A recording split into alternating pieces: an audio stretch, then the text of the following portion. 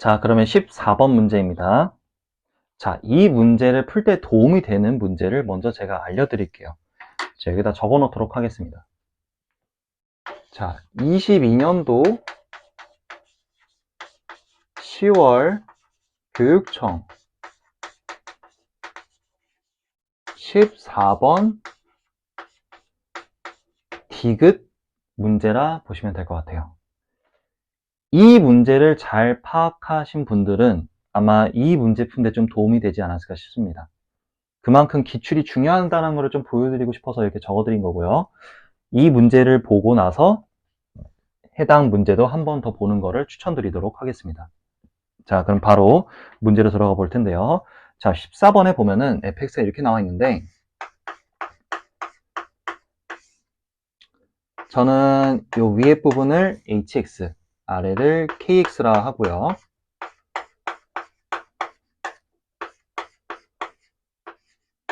이렇게 되겠습니다. 자, 그리고 지금 요 fx하고 그 다음에 상수함수 y는 t가 가지는 교점을 나타내는 함수가 gt라고 했을 때 지금 어느 특정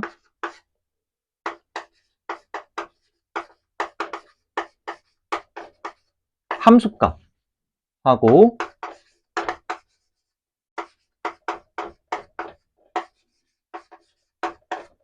이거는 뭔가 작게 다가가는 거니까 좌극한, 그 다음에 마지막 이건 크게 다가가죠. 특정 부분에 우극한을 더했을 때가 9라는 얘기입니다. 자, 이러한 부분이 여기서 비슷하게 나온 적이 있어요.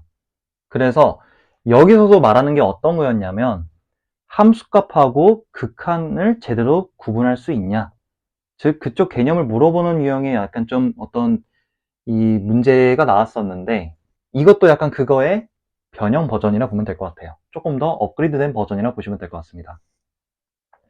자, 그러려면은 일단은 먼저 요거를 파악하기 위해선 fx 그래프가 대충 어느 정도 되는지를 좀 파악을 해야 됩니다. 근데 일단은 fx 중에서도 hx 부분은 좀 정확히 그릴 수 있으니까 hx를 한번 그려보도록 할게요. 자, hx는 지금 3차 함수 2x 세제곱 마이너스 6x 플러스 1이죠. 그리기 위해서 미분하도록 하겠습니다. 6x제곱 마이너스 6이라 나올 거고, 자, 이거를 인수분해 하면은 합차로 돼서 이렇게 나올 거고요. 그 다음에 자, 그리는 방법 앞에서도 제가 설명했고 저랑 수업한 학생들은 아마 이 방법 알 거예요. 참고하시면 될 것 같습니다. 도함수 그리시고요. 자, 마이너스 1일 때 함수값이 얼마냐면 여기다 넣게 되면은 5라고 나옵니다. 그리고 1을 넣게 되면은 마3이라고 나와요. 그래서 함수가 약간 이렇게 생겼다고 보면 되는데 이게 2까지잖아요. 그래서 이 2를 여기다 넣게 되면 5라고 나옵니다. 즉 극대값하고 똑같이 나와요. 그래서 hx 부분은 이렇게 그려진다 보면 되는데 그래서 이거를 별도로 옆에서 다시 한번 그려보도록 하겠습니다.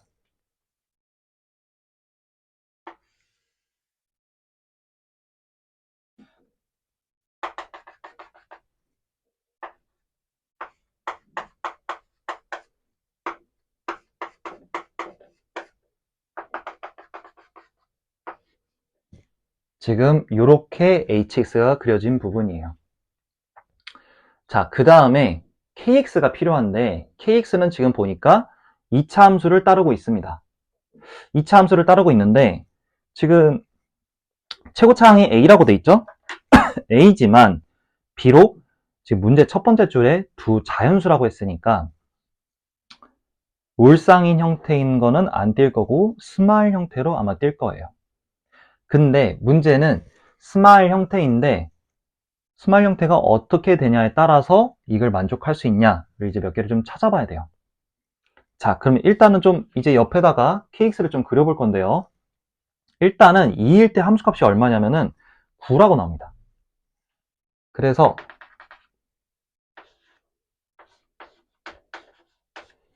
이렇게 열린 상태로 있고요. 아무래도 뭐 예를 들어서 그려질 수 있는 형태가 아마 다양할 거예요. 이렇게 5보다 좀 더 위에서 이렇게 그려질 수도 있을 거고요. 5에서 이렇게 접할 수도 있을 거고, 여기서 조금 더 내려갈 수도 있을 거고,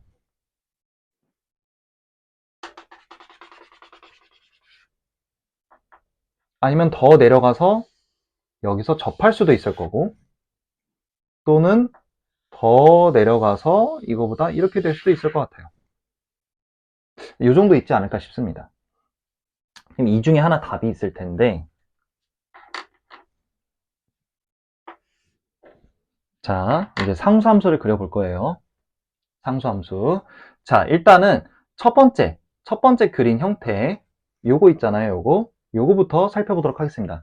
자, 좀 혼란스러울 수 있으니까 좀 나머지를 좀 지우고 나서 하나씩 좀 살펴보도록 할게요. 요런 케이스가 있다는 걸 좀 잘 봐주시고요. 자, 이렇게 되어 있는데, 지금 상수함수가 지나가야 됩니다.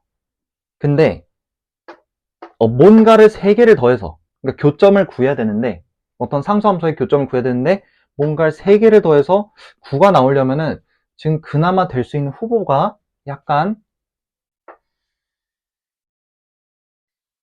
여기 정도 된다고 보시면 될 것 같아요. 그러면, 자, 한번 교점을 구해보도록 하겠습니다. 자, 교점은 지금 보니까 1개, 2개 있어요. 아, 그렇다는 건 뭐냐? 교점이 2개 있으니까 5일 때 함수값은 2라는 뜻이에요. 이렇게 해석을 해야 됩니다. 자, 그럼 이건 어떻게 해석해야 되냐? 요 상수함수 5보다 과연 작게 다가갔을 때 어떻게 할 거냐? 즉, 요 정도, 4.9 이런 거 생각하시면 돼요. 아, 요 정도 됐을 때 어떻게 될 거냐? 를 말하는 건데, 보면은 하나, 둘, 3개 있죠? 아, 그럼 좌극한이 3이구나. 이렇게 된다는 거고.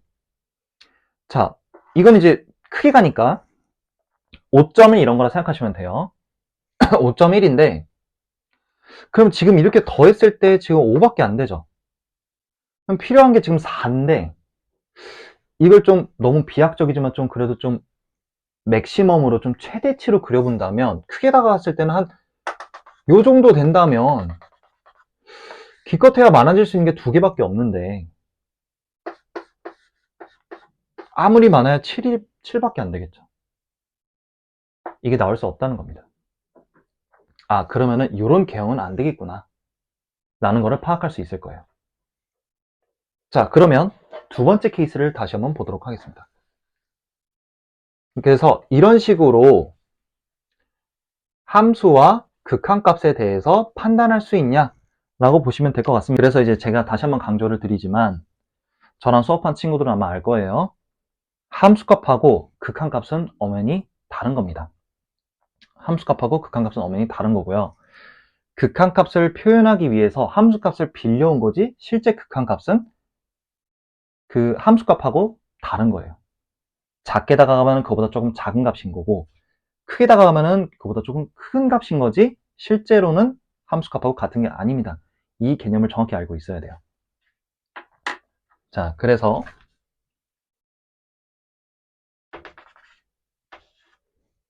두 번째 케이스, 과연 여기와 이렇게 접했을 때는 어떻게 될까?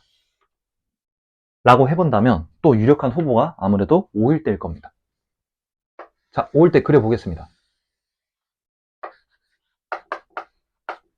자, 그럼 교점 볼게요. 그러면 하나, 둘, 3개 나오죠.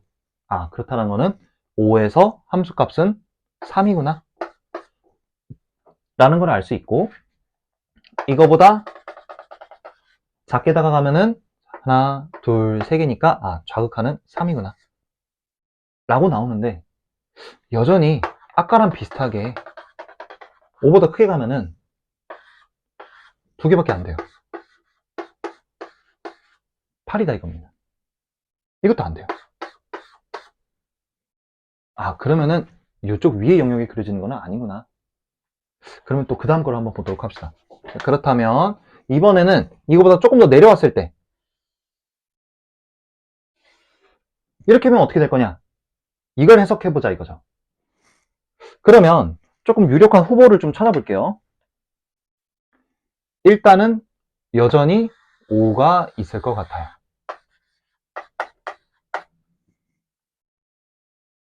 그리고 여기 값이 얼마인지 모르겠지만은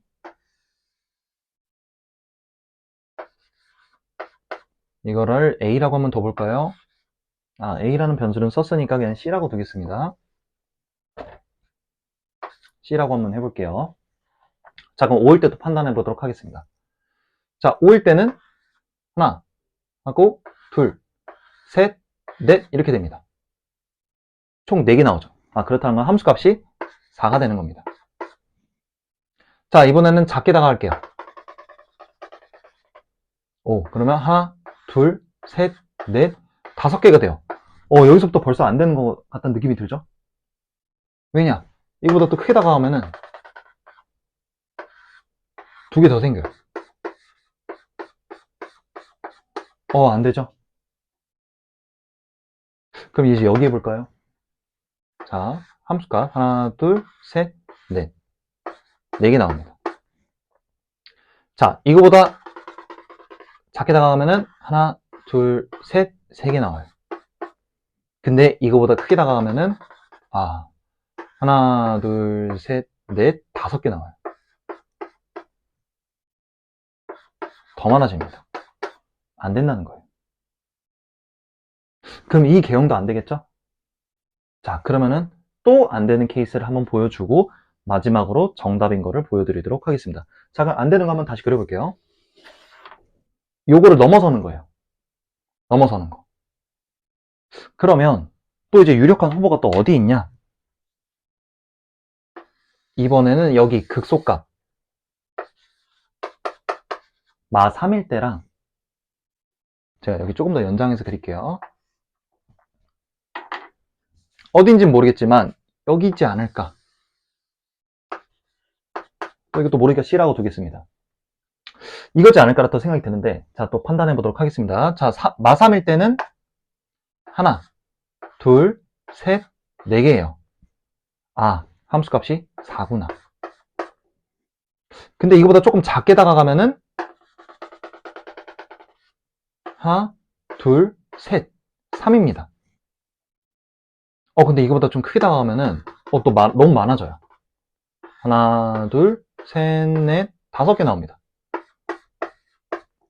이렇게 돼요.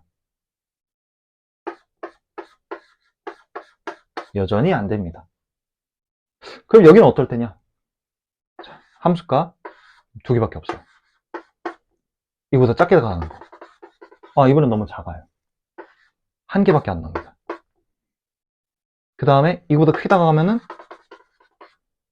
하나, 둘, 3개 돼서 3개밖에 안 되니까 총 6이라고 나와요. 이거는 너무 적어요. 안 된다 이거예요. 그럼 이제 어디밖에 없냐?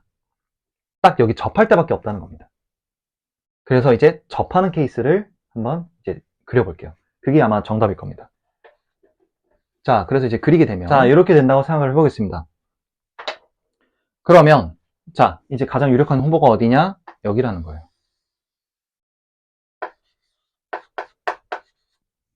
자, 그럼 보도록 하겠습니다. 자, 그럼 교점이 하나, 둘, 3개 나오죠. 3이네요.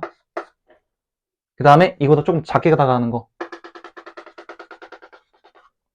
1개 있네요. 자, 크게 다가가면 하나, 둘, 셋, 넷, 5개 나오죠. 딱 맞습니다. 그럼 무슨 얘기냐? 요 kx라는 요 2차 함수는 요 y는 마이너스 3에서 접하는구나 라고 이제 해석할 수 있게 되는 겁니다.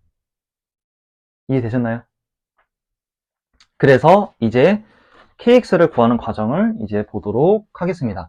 자, 그렇다는 거는 kx는 이제 어떻게 되는 거냐? 요 kx와 요 상수함수 마이너스 3 하고 같다고 놓고 푼다면 요러한 방정식이 나올 텐데 접한다고 했죠. 그럼 접한다는 얘기는 무슨 얘기냐? 약간 요러한 형태의 완전 제곱식 형태로 나올 거란 얘기예요. 접하게 되면 중근을 가져야 되는 거니까 완전 제곱식 형태로 나와야 된다는 얘기입니다. 자, 그래서 요 kx 문제 주어진 거 반영해서 써보게 된다면 그리고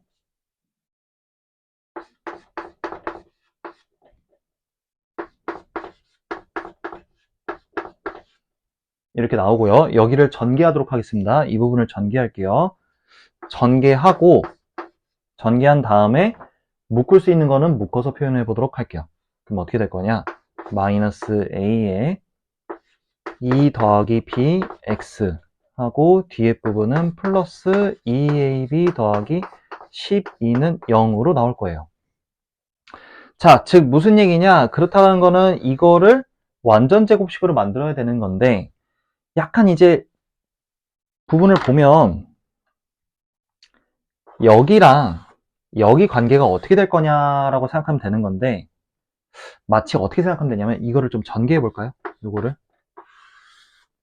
살짝 전개해서 표현해 볼게요.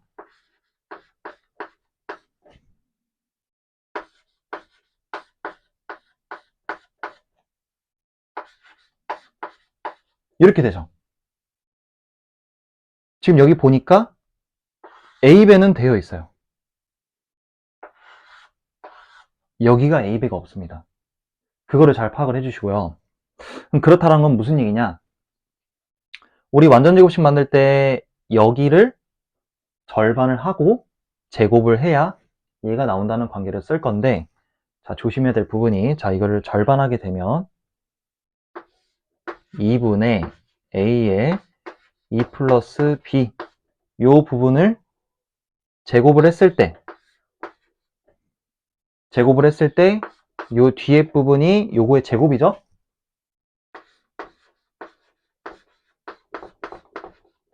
제곱인데 문제는 여기다가 A배를 해야 된다는 거예요. A배를 해야 됩니다. 이게 중요해요. A배를 해야 됩니다. 다시 한번 말하지만 앞에 일정한 상수배가 되어 있기 때문에 요 뒤에 부분도 A배가 돼야 되는데 지금 여기는 A배가 여기까지만 돼 있고 여기는 없어요. 그러니까 뒤에 따로 A를 곱해줘야 됩니다. 이렇게. 그래서 이거 풀어서 이제 정리해 주시면 될 것 같습니다. 정리해 볼게요. 자, 그러면 A는 여기서 하나 좀 없앴다 생각을 하고 하면은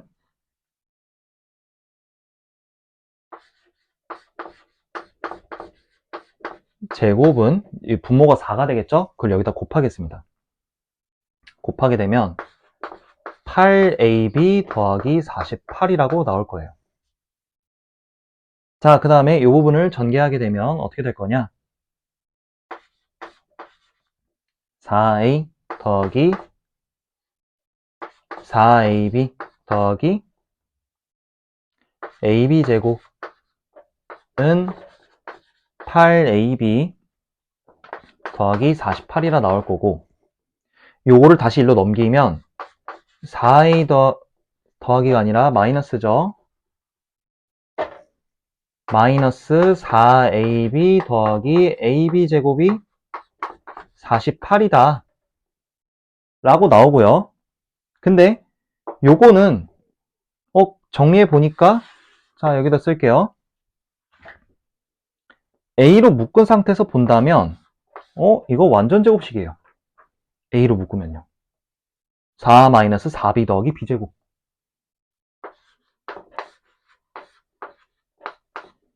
이렇게 되죠? 이게 48이라는 겁니다. 자, 그럼 이제 저희가 찾아야 되는 건 뭐냐면 이제 그 다음에 찾아야 되는 건 뭐냐면 순서쌍을 찾아야 됩니다.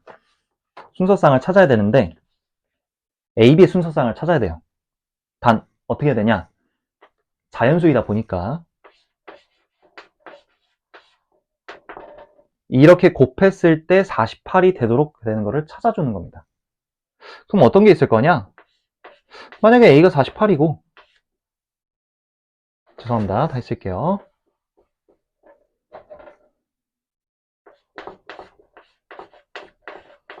A가 48이라면 뒤가 1이면 되죠.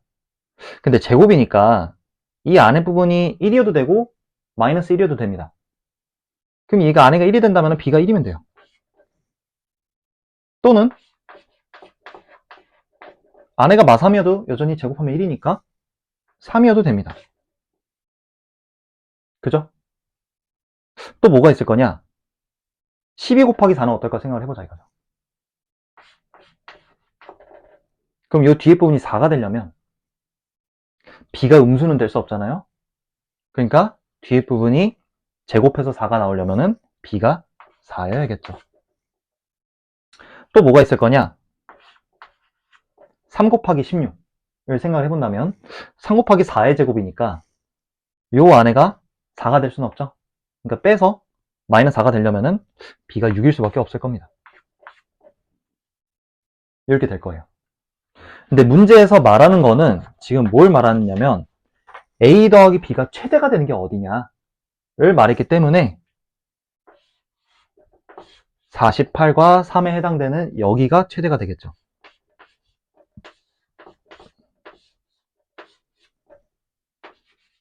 51이 최대가 될 거다 이겁니다. 그래서 답은 1번이라고 나올 거예요. 자, 그래서 요즘 수능의 추세가 자꾸 이렇게 극한과 관련된 문제를 좀 많이 물어보는 경향이 있습니다. 안 그래도 지금 이렇게 10월 교육청에도 한번 나온 적이 있죠. 보시면 아마 거의 똑같다고 보시면 될 것 같아요.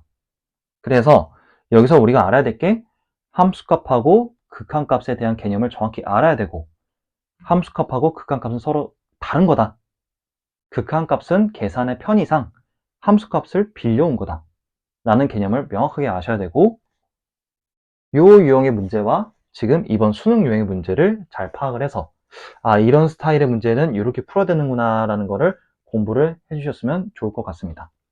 자, 그래서 지금 여기까지 필요한 내용 필기하실 분들은 필기해 주시고요. 자, 그러면 다음 15번 문제로 넘어가도록 하겠습니다.